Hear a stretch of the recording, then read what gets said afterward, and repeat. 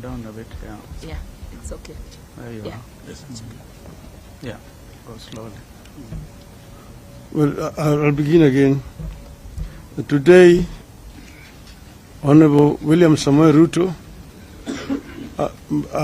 who was my opponent in the last year's elections, has issued what I regard as an important statement since the election. We have Somebody should be doing it. It's okay. Finish. we have met It end very fast. We have met and listened to a diverse group of Kenyans, including religious leaders from all faiths, about the crisis facing our country today. They have implored us to give dialogue, especially during these holy periods of Easter and Ramadan. It is in this context that we make this counter-offer to Hon. Ruto's call for dialogue. Mr. Ruto has asked me and Azimio to enter into a constitutional, open-ended and binding dialogue with his government to find a resolution to the issues that we in Azimio have raised about the last year's election and the key governance and the cost of living issues facing our country.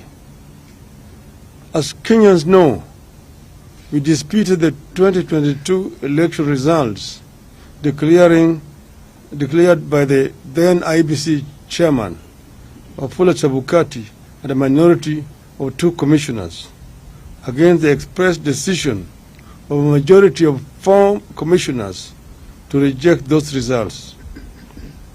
To our consternation, the Supreme Court unfortunately agreed with the IBC. We refuse to accept the ruling of the Supreme Court as biased and lacking in proper jurisprudence.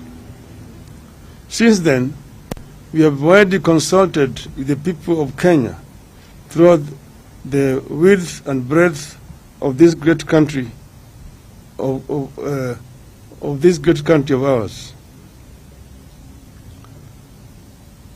We have held rallies and more recently demonstrations in Nairobi and elsewhere. We believe that the people of this country understand the danger we face as a country. In our view, elections are sacred because they must represent the true voice of the people. We have raised the key issues that we face as a country, including the electoral injustice, the cost of living, the legitimacy of the IBC, the opening of the server for a forensic audit, the savage attacks on media and innocent civilians by the police, and the viability of our democracy, including buying off of members of parliament. We have said that members of parliament, once elected in political parties, must carry that mandate for the rest of the life of that parliament. I believe that Kenya is today facing its worst crisis in decades, out of which we could recover or go the way of other failed states. As leaders, it is our responsibility in Azimio,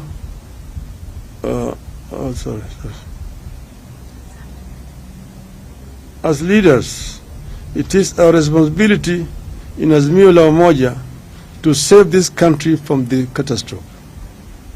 We as Azimio la Umoja have resolved the following. 1. We acknowledge Mr. Ruto's olive branch for a dialogue on key issues raised by Azimio la Umoja. To us, this is a positive development. 2. We agree that a balanced parliamentary process, co-chaired by both sides and backed by experts from outside should proceed. In our view, this committee must be composed with immediate effect, with strict deadlines for resolving the crisis facing the country. 4. In accepting the call for dialogue, we ask that all arrests and prosecutions related to our demonstrations be stopped with immediate effect. In view of the foregoing, we stand down our demonstrations for Monday, that is tomorrow, April 3rd, 2023. 6.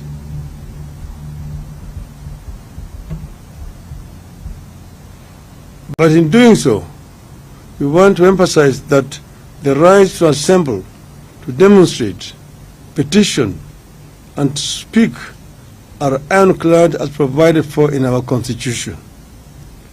7. Therefore, we reserve our rights to call for demonstrations should this process not bear fruit. Should there be no meaningful engagement or response from RUTO to our counter-offer, we resolve to resume our demonstrations after 1 week. We have said several times that demonstrations, picketing, processions, petitions are enshrined in our Constitution, and therefore they are not criminal. We have also said that we as azimio have never organized criminals to vandalize businesses of innocent, hardworking Kenyans. This is the work of our distractors. Our distractors have all the times tried to show these demonstrations as being violent and aimed at destroying businesses of other people.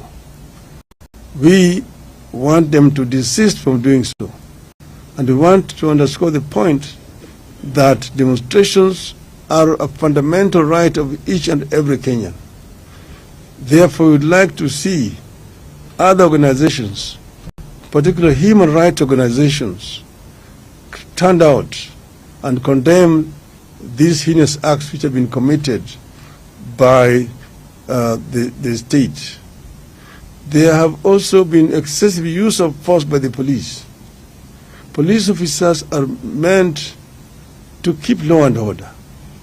But if you find a situation where police officers are using live bullets against unarmed civilians, it is of course basically a reckless police force which wants to cause life which they are supposed to protect.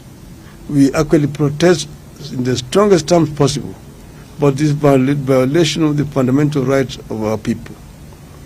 We say that we are ready to embrace dialogue and that we will engage as long as Mr. RUTO and his team are ready to engage. We as azimio are ready because we want a peaceful resolution to the differences that we are having in this country. We want to strengthen our democracy. We want our election to have meaning, that how Kenyans vote is actually what is eventually announced by the Electoral Commission. And we have also said that we do not want to see the 4 commissioners who had said no to be sacrificed. We want those commissioners to be reinstated so that we can be able to move in as a country in a one and a united way. So we are ready as azimio. I'm saying in conclusion, we are ready to engage. We will engage without any kind of coercion in whatever way. And this process could start as early as tomorrow. I thank you. Thank you. Thank you.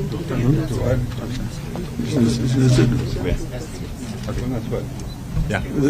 Any question? No question. Fantastic. Do you have any questions? Yes, No, they don't. They don't have. my name is Brian Mushiri from NTV.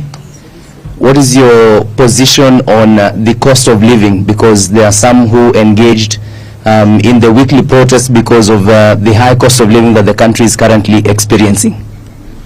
That is contained in the statement. You have stated clearly as one of our irreducible minimum demands. And you are saying that when we engage in a bipartisan manner, we will raise this issue of the cost of living so that we can be able to alleviate the suffering of our people.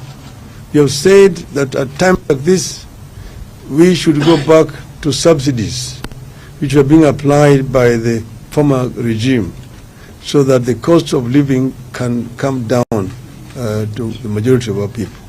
So that is it's not compromisable. It is one of our irreducible minimums.